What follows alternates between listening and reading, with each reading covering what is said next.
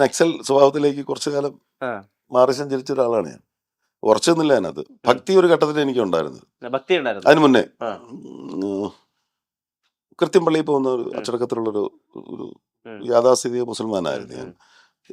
അതിന്റെ ആണ് വായനയിൽ വായന നമുക്ക് ഉണ്ടാക്കുന്ന മാറ്റമില്ല. നമ്മുടെ വായന എനിക്ക് തന്നെ വിഷ്ണുവിന് അത് അത്രയും പറയാൻ പറ്റില്ല. എൻ്റെ പിന്നെ ജനറേഷനിലുള്ള ആളുകൾക്ക് പറയാൻ പറ്റില്ല. നമ്മുടെ വായന എപ്പോഴും തുടങ്ങുന്ന അന്നത്തെ മാപ്രസിദ്ധീകരണങ്ങളിൽ നിന്നാണ്.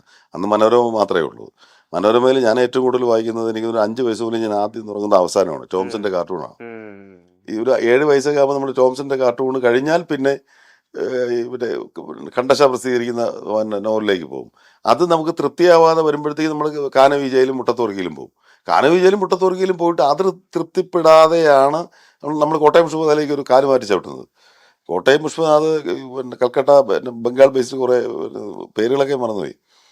ഇത് വായിച്ചു കഴിയുമ്പോഴത്തേക്ക് അപ്പോഴും തൃപ്തി വരാതെ നമ്മൾ പിന്നെ മൂന്നലിലേക്കും MTയിലേക്കും ആനന്ദിലേക്കും ഒക്കെ പോകും.